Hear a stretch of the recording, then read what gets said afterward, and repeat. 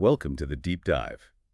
Imagine for a moment that the secrets to preventing most major health problems, cancer, heart disease, Alzheimer's, diabetes, are, well, largely within your control. Yeah, what if you held the key to your health destiny pretty much right in your own hands? That's precisely what we're going to unpack today. Our mission is to extract the most important nuggets of knowledge from Dr. Fred Sancilio's fascinating book, Prevention is the Cure, a scientist's guide to extending your life. Exactly. We want to show you how you can take charge of your health destiny by understanding what truly impacts it. So let's unpack this. Dr. Fred's central argument is, well, it's bold but incredibly empowering. The overwhelming majority of factors involved in all disease, or at least all the major ones we worry about, are things we can actually do something about. Right. He emphasizes that while genes certainly play a role, your destiny is very much in your hands, the result of choices you make and actions you take. For many, that sounds almost too good to be true, doesn't it? It's not just wishful thinking, though. Dr. Sancilio suggests that following the principles outlined in his book could have a greater influence on your health than, get this, your own 30,000 genes. Oh. And what's truly revolutionary about his approach is that this deep dive isn't just about, repairing damage after it's done. It's about preventing it before it even starts. That's a powerful counter-narrative to what many of us have been taught. And on the topic of genes, lots of people think, well, my family has a history of X, Y, or Z, so I'm doomed. Right, the genetic fatalism trap. But Dr. Sancilio makes it crystal clear. Genes are a predisposition, not destiny. He even uses his own experience with cataracts as an example. His doctors initially dismissed his early symptoms. Because he wasn't supposed to have them yet based on averages, I guess. Exactly. And we see this played out in really well-known cases like Angelina Jolie. Her mother died young from ovarian cancer. She tested positive for the altered BRCA1 gene. Which gave her really high estimated risks. Huge risks, like 87% for breast cancer, 50% for ovarian. But her preventative surgeries dropped both risks down to just 5%. So it wasn't about changing the gene, it was changing the outcome. Precisely. It's about taking proactive action when you know you have that predisposition. Your destiny is not in your genes. That's the core message then. Yeah, he puts it beautifully. Genes may load the gun, but environment usually pulls the trigger. And what's fascinating here is, many people with genetic risk factors for Alzheimer's never actually develop it. And conversely, many without any known risk factors do develop. So it really puts the power back in your hands, doesn't it? It shows our lifestyle choices are often the real arbiters of our health. Which brings us to a silent, kind of insidious threat that acts as a common thread in so many major diseases, including dementia, inflammation. Yes, inflammation. It often serves as a root cause, right? Quietly doing damage before we even realize it. Absolutely. It's under the surface for a lot of conditions. One of the most fascinating sections for me was the incredible scientific detective story behind omega-3s. Could you take us back to the 1970s, to Greenland? Oh, yeah, that's a great story. Back then, two Danish doctors, Bang and Dyerberg, went to study the Inuit population. They found something really surprising, didn't they? They did. Despite a diet incredibly high in fat and, well, a tendency towards obesity, the Inuits had remarkably low rates of heart attacks, which completely defied the conventional wisdom of the time. So low fat wasn't the answer there. What did they uncover? Well, their blood cholesterol was lower than Europeans, sure, but not low enough to explain such a massive difference in heart disease, so they kept digging. Took a while, I imagine. 2 years of painstaking analysis. And eventually they discovered two novel compounds they initially dubbed Mystery X and Mystery Y. Which turned out to be? EPA and DHA, the omega-3 fatty acids we know today. Their 1975 paper on this was just historic. It really marked the beginning of our scientific understanding of how profound omega-3s are. And the sheer amount they were eating, what was it? Roughly 14 grams of omega-3 per day, mostly from fish and seals. Who get it from algae, interestingly enough. Right, the original source. So what's the single biggest takeaway here for someone listening who knows omega-3s are good for you, but maybe doesn't grasp the full scope? Is it the sheer breadth of impact? Or maybe that FDA approval. That adds a lot of weight, doesn't it? I think it's both. It's the breadth and how fundamental they are in preventing disease, way beyond just being generally good for you. Okay, break it down. Heart health first. Right. For the heart, omega-3s improve blood circulation, they reduce that kind of low-grade silent inflammation we just talked about, and crucially, they enhance arterial flexibility How do they do that? by increasing nitric oxide. Think of it as keeping your blood vessels supple and responsive, not stiff. They also dramatically reduce triglycerides. That's the big one, right? The FDA approval. Yeah, 4 grams a day of certain omega-3 formulations is actually an FDA-approved drug specifically for lowering high triglycerides. Plus, they slow blood clot and plaque formation and even protect the heart against mental stress. Wow. So the data backs this up strongly. Oh, absolutely. People with high omega-3 levels are at a significantly lower risk of cardiovascular mortality. Dr. Sancilio suggests that eliminating heart disease, for many, could literally increase your odds of living a longer, healthier life by more than 50%. That's stunning. Bill, And it's not just the heart, the brain too. hugely important for the brain. DHA is the principal fat in the brain. What does it actually do up there? Well, DHA is essential. It increases something called BDNF, brain-derived neurotrophic factor. Catchy name. Yeah.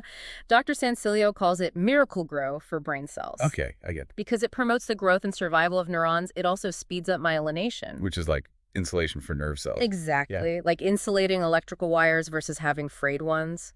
Myelination improves impulse transmission, makes your brain faster, more efficient. And EPA plays a role too. It does. EPA is associated with less gray matter loss and improved cognitive scores, like verbal fluency. There was a study, the MIDAS study. Memory improvement with DHA study. That's the one. It found that just 900 milligrams of DHA daily doubled the reduction of errors on cognitive tests for people who already had mild cognitive decline. So it can actually help reverse some issues, not just prevent. Potentially, yes, especially if caught early. Okay, beyond the brain and heart, what are some of the other, maybe less obvious benefits? Well, there's quite a range. They can reduce joint pain and morning stiffness and rheumatoid arthritis, maybe even help with pain and lupus. What about mood? I've heard links there. Compelling links, yeah.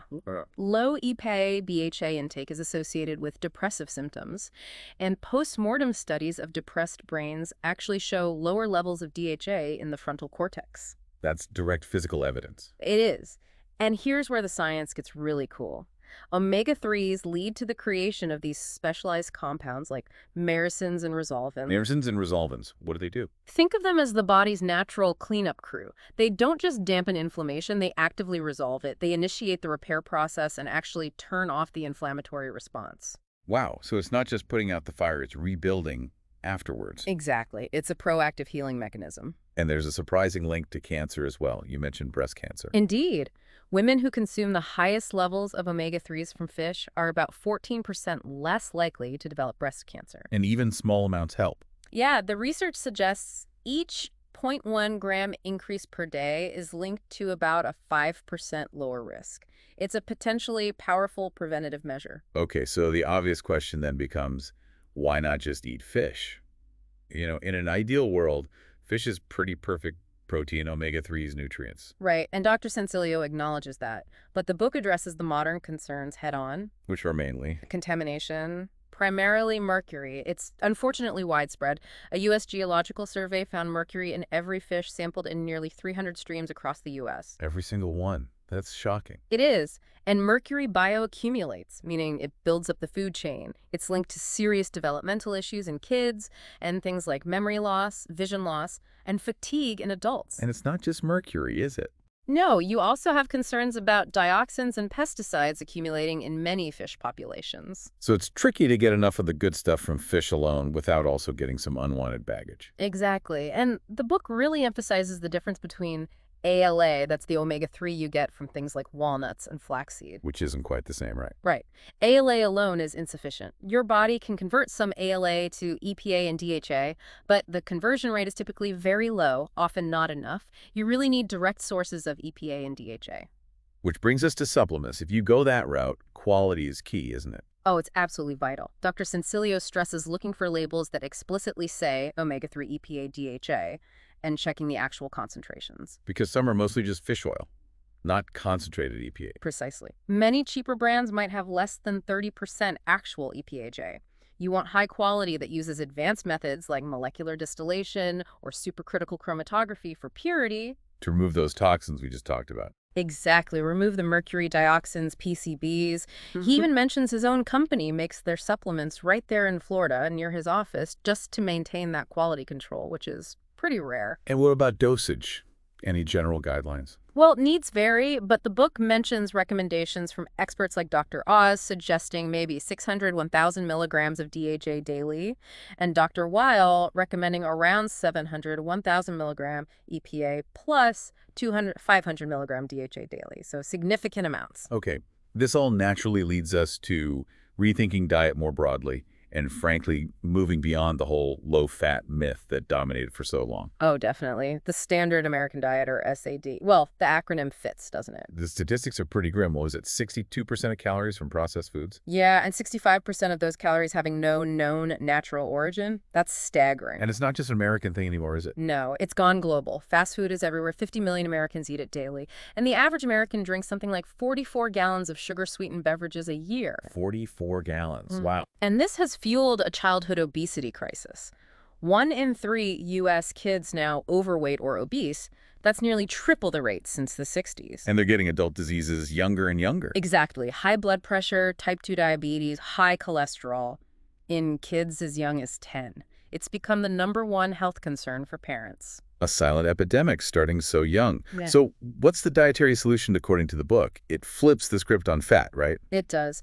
The argument is that low-carb, high-fat diets outperform low-fat, high-carb diets, specifically for lowering triglycerides and increasing HDL, the good cholesterol. So after decades of being told fat was the enemy, what changed? The understanding evolved. Fat itself isn't the primary enemy. Even saturated fat, the traditional bogeyman, is far less problematic when your intake of sugar, processed carbs, fast food, and especially trans fats is low. It's about context then. Exactly. Balance is key. Complex carbohydrates, primarily from vegetables, and healthy fats, like those from fish or avocados or olive oil.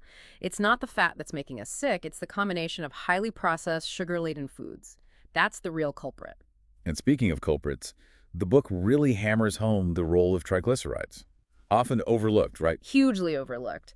Dr. Sancilio calls them the real culprit in atherosclerosis, hardening of the arteries, and the main culprit in diabetes. And that statistic about the triglyceride to HDL ratio, that really jumped out at me. Can you share that again? It's a powerful one. A person with a triglyceride to HDL ratio of 7, which is not uncommon on the SAD, is 4 times more likely to suffer a heart attack than someone who smokes a pack of cigarettes a day. 4 times more likely than a pack-a-day smoker. That completely reframes the risk factors most people focus on. It really does. It makes monitoring and managing your triglycerides absolutely critical. And compounding this problem is the omega-6 imbalance in the SAD. What's the ratio there? It's staggering. Around 20 to 1, omega-6 to omega-3. When the ideal is closer to 1 to 1, or maybe 2 to 1. Certainly not 20 to 1. Where are all these omega-6s coming from? They are everywhere. Mostly from refined vegetable oils, corn oil, soybean oil, canola oil, sunflower oil, which are used in almost all processed snack foods, cookies, crackers, baked goods, dressings, and fast foods. Soybean oil alone apparently accounts for 20% of all calories consumed in America. 20% from one source. Yeah. And why is that 20.1 ratio so bad? Because omega-6 fatty acids, while essential in small amounts, tend to be pro-inflammatory in these high quantities, especially relative to the anti-inflammatory omega-3s.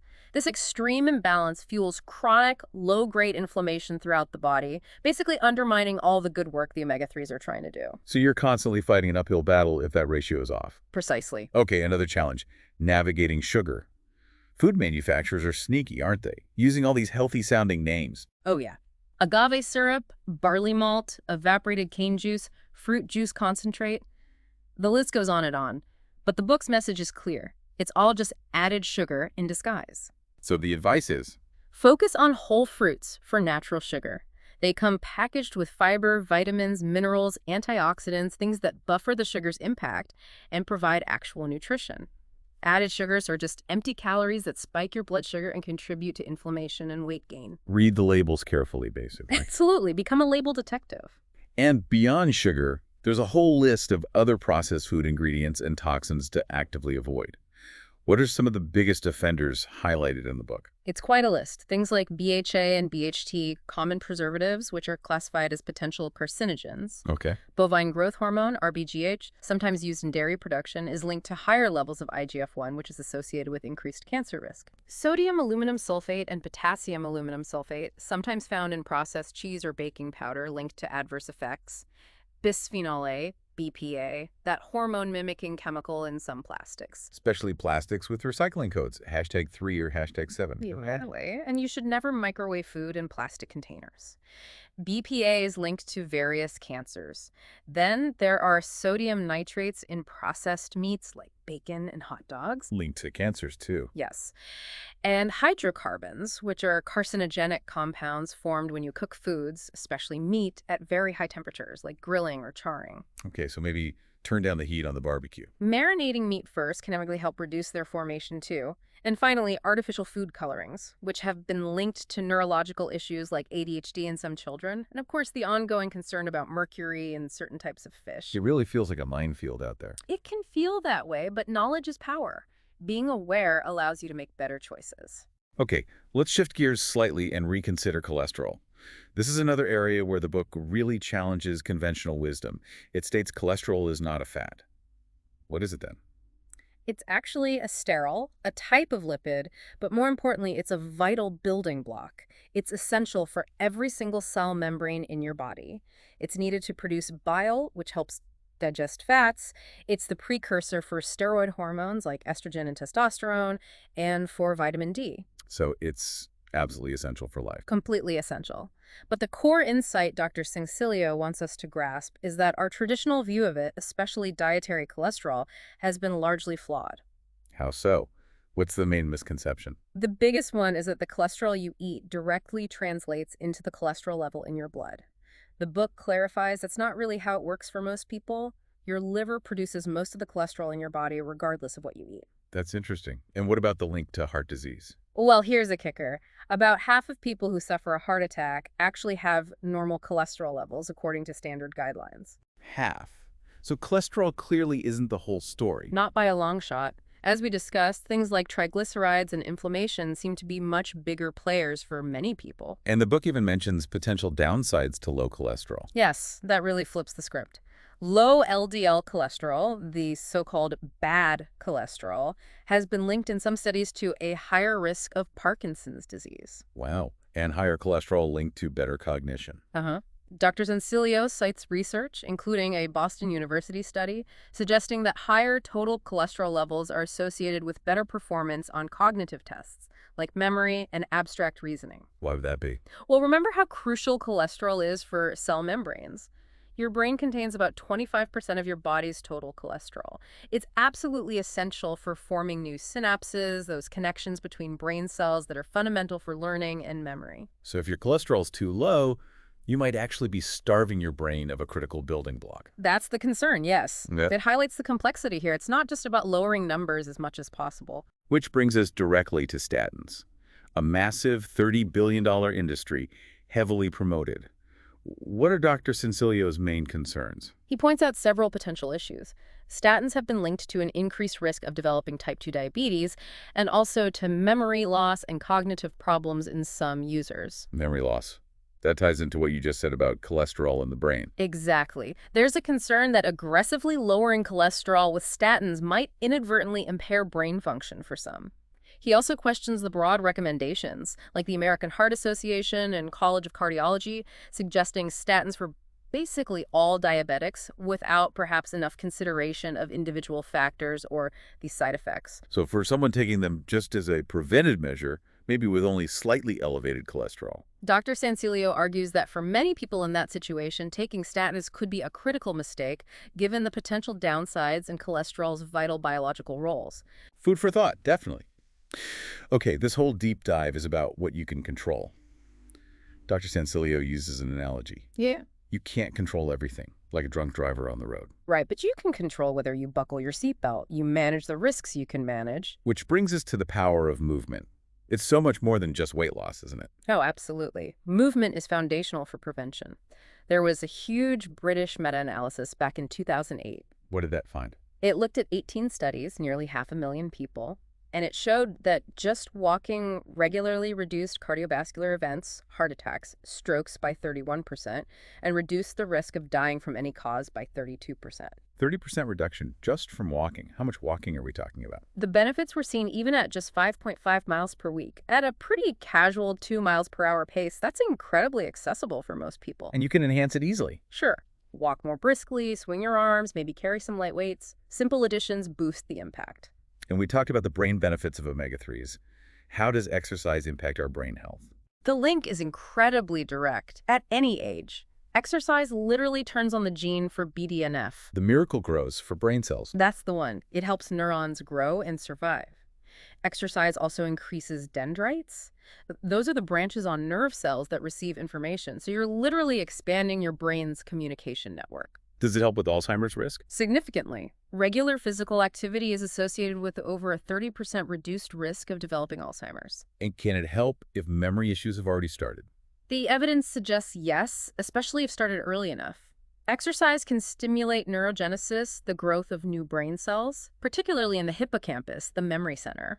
It might actually help reverse some age-related memory loss. So it's not just about slowing decline, it's potentially about active improvement. Exactly. And the book notes that physical challenges that require learning new motor skills like dancing or tennis or even complex gardening are particularly good for boosting overall brain vitality. What about body composition? Does exercise help with that dangerous internal fat? Yes, visceral fat. Moderate exercise is very effective at preventing increases in visceral fat. A Duke University study showed a pretty significant difference, about 16% less visceral fat volume in groups doing intense exercise compared to a no-exercise group over just 6 months. That's a direct hit on a major health risk factor. Absolutely. Okay, we've covered movement for adults, but the book makes a powerful case that this prevention philosophy needs to start much, much earlier, right from birth, even before. How do we protect the youngest minds? It really does start early. The foundations for obesity, for instance, can be laid incredibly early. The book highlights research showing that children whose mothers had higher omega-3 intake during pregnancy were actually 32% less likely to be obese later on. Wow, that early influence is huge. It is. And sadly, childhood obesity today isn't just a physical issue. It's profoundly linked to low self-esteem, negative body image, and depression. It sets a tough trajectory. The book also talks about the magic of breastfeeding. What's the science behind that magic? Well, mother's milk is just this incredible, dynamic substance. It delivers beneficial microbes and specific compounds like lactic acid bacteria directly to the baby's gut.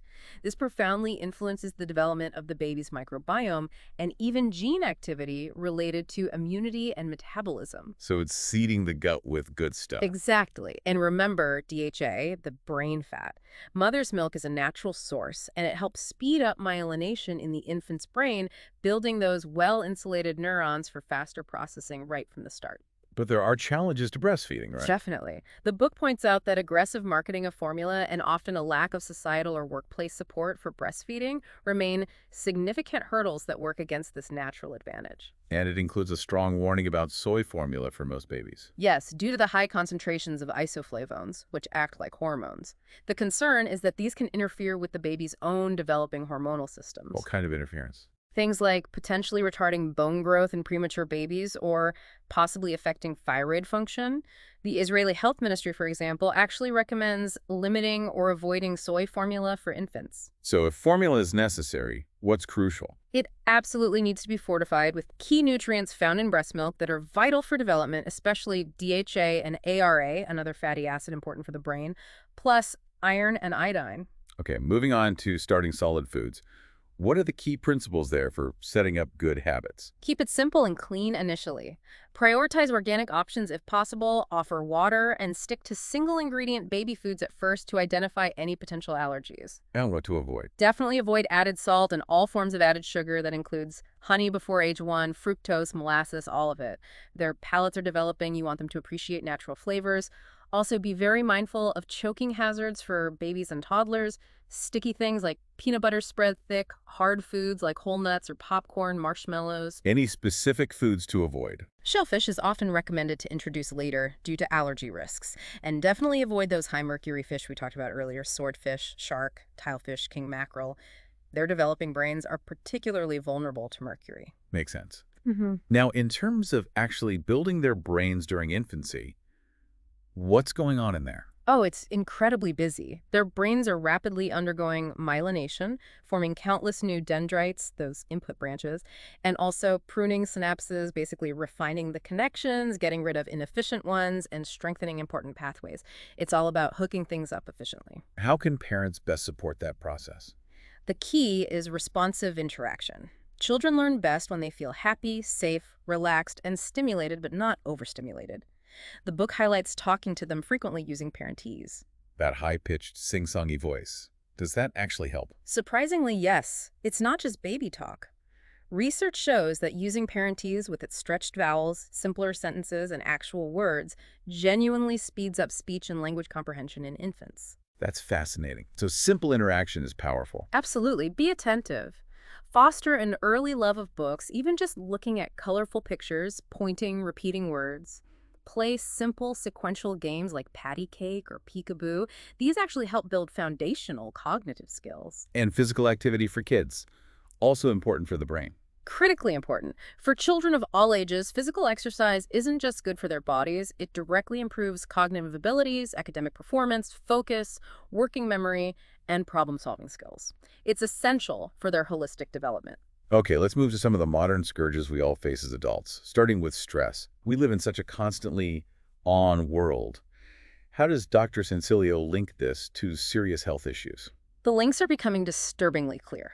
Stress, whether it's acute stress like grief or chronic daily stress, is directly linked to potential atrophy or shrinkage of the hippocampus. The brain's memory center. Exactly.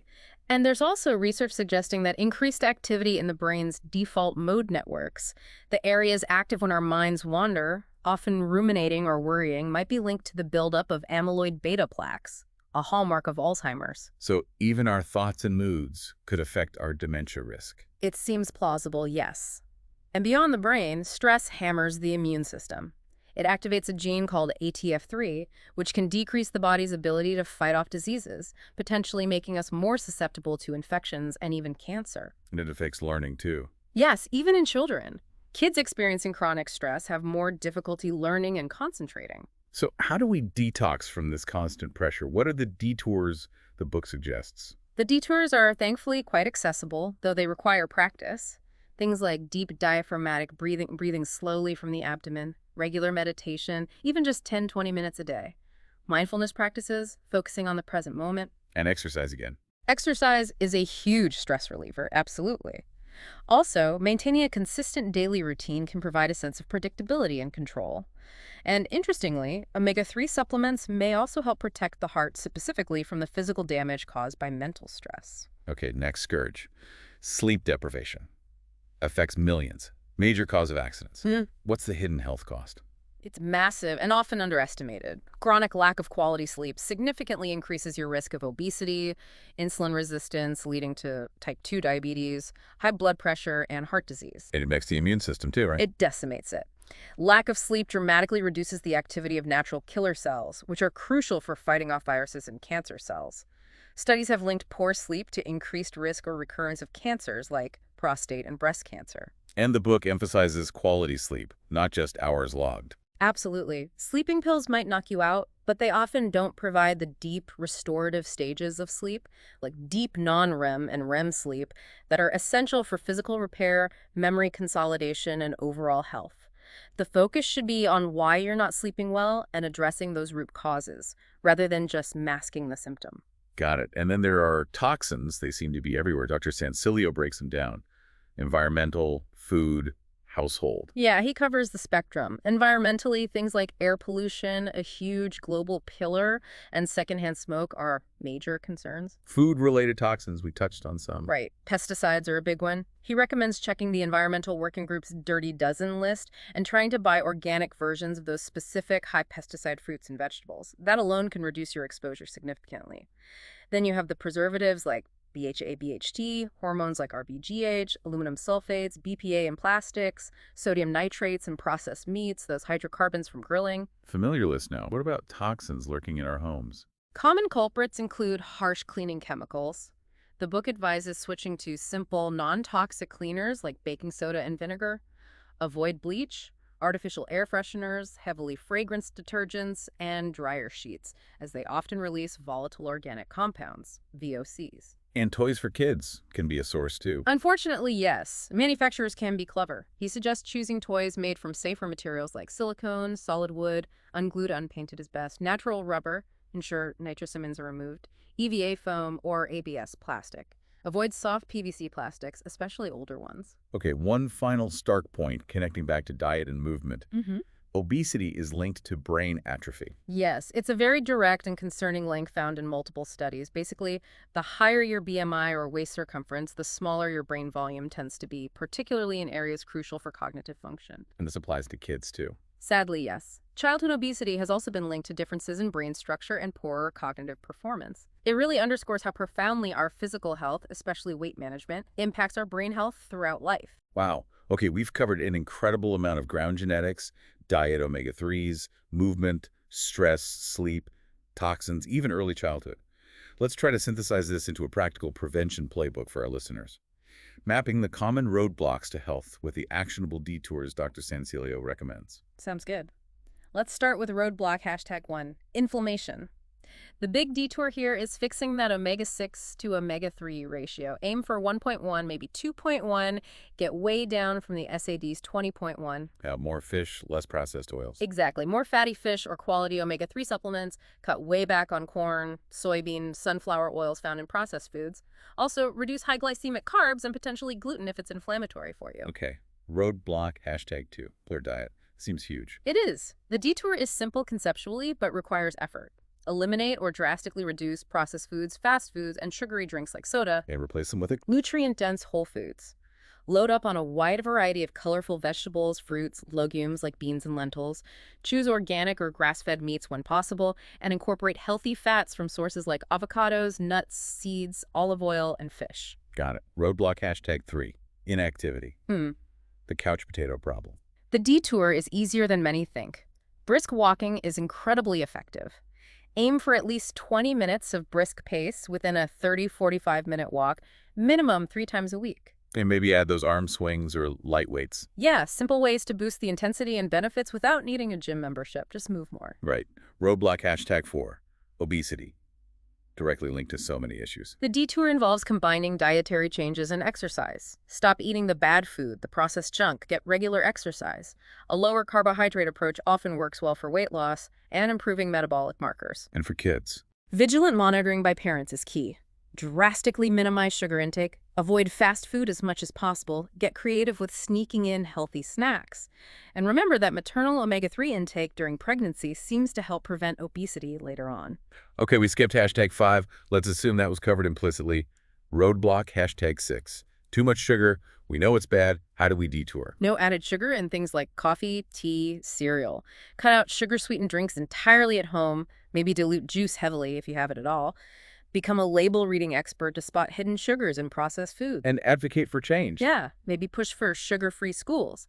And find non-food rewards for kids' activities, small toys, praise, instead of defaulting to candy or sweets. Makes sense. Roadblock #7, stress, the modern epidemic. Detours include those simple but powerful techniques. Deep abdominal breathing, daily meditation, even 10 months helps.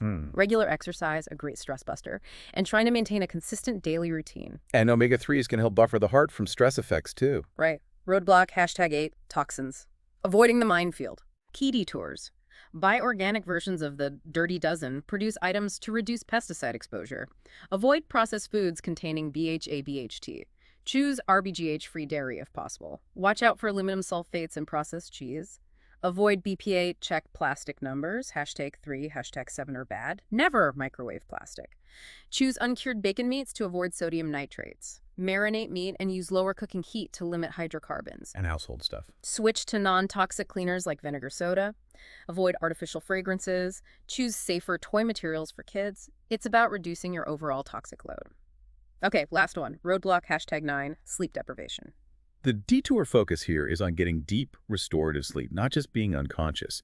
This really means figuring out why you aren't sleeping well. Is it stress, diet, screen time, sleep apnea, and addressing those underlying issues rather than just relying on sleeping pills, which often don't provide that truly deep sleep. So putting it all together, Dr. Sancilio's bottom line summary really connects the dots, doesn't it? Yeah, he emphasizes that increased healthy eating and consistent exercise directly lead to decreased risk of heart disease, Alzheimer's, cancer, and diabetes. They're all interconnected. A healthy heart leads to a healthy brain and reduces risk for diabetes and cancer, too. The steps you take for heart health are basically the same steps for overall health. And the very first step for heart health. Just move. Get started with physical activity. And recapping some of those counterintuitive points, exercise and a low-carb diet lower triglycerides. Omega-3s lower triglycerides too, especially epigenetics, up to maybe 3,000 milligrams. And cholesterol is not fat. It's a crucial brain nutrient. Dietary cholesterol doesn't directly become blood cholesterol for most. And statins. Linked to diabetes and memory loss concerns, especially when used broadly for prevention. While DHA is the principal brain fat, and omega-3s overall may significantly reduce dementia Alzheimer's risk. Which is critical because currently no drug can really significantly slow or stop Alzheimer's progression. Prevention is key. And finally, that stark link. Obesity is linked to brain atrophy. It all ties together. So what does this all mean for you, the listener, tuning in right now? Dr. Sancilio makes a really compelling case that you, personally, hold the secrets to prevent most of the major health problems you might face. Yeah, he put some numbers on it too, suggesting that even a 20% reduction in these big diseases could save minimally $600 billion by 2030. Not to mention allowing thousands, millions to live longer, healthier, happier lives. Your health truly is in your hands much more than you might have realized. It's empowering, isn't it? It really is. And beyond all the practical steps, there's a mindset piece too.